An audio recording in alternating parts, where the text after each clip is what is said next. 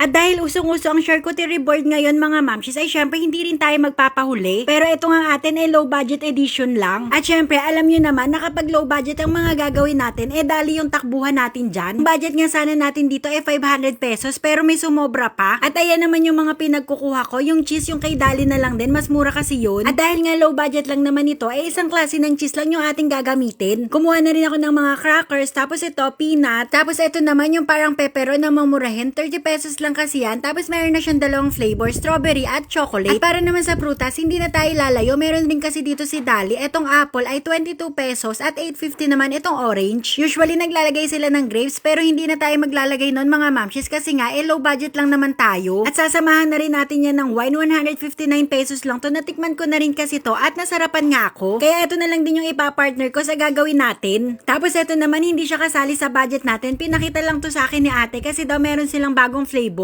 Na nila ako dito kasi nga madalas akong naghahanap ng mga bagong chocolate. At ito naman nakita ko 25 pesos, parang chips yata yan. Dagdag na rin pala ako ng apple dito para marami tayong prutas. At ito na nga ang aking binayaran, 399.75 pesos. Pero nakalimutan ko pa dyan bilhin yung ham mga mamshis. Pero kapag bumili rin kayo kay Dali, hindi pa rin siya aabot ng 500 pesos. Kaya pasok pa rin talaga.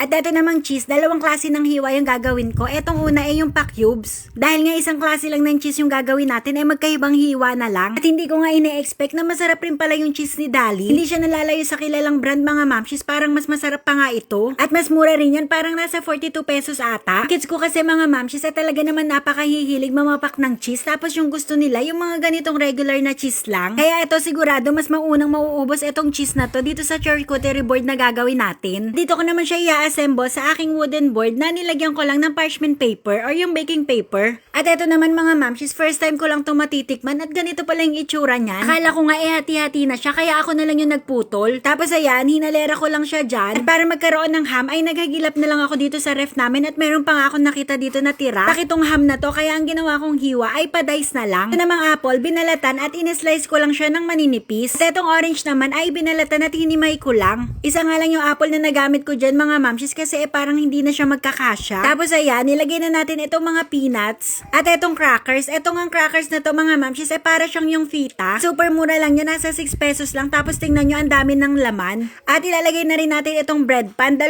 piraso dapat yan, kaya lang ikinain na agad nung anak ko yung isa. Yung pinakalas ay itong ating mga sticks. Wala na nga ako mapaglagyan dyan mga mamshis, kaya tingnan nyo naman, pinatong ko na lang. Nung puno na kasi. At itong nga yung charcuterie board na siguradong mai-enjoy rin ng mga bagets. Usual na charcuterie board kasi kung ano-anong cheese yung mga nakalagay tapos mga cold cuts. Kaya lang hindi rin naman namin ma-enjoy yun kasi nga hindi naman kami sanay kumain ng mga ganun. Kaya eto na lang.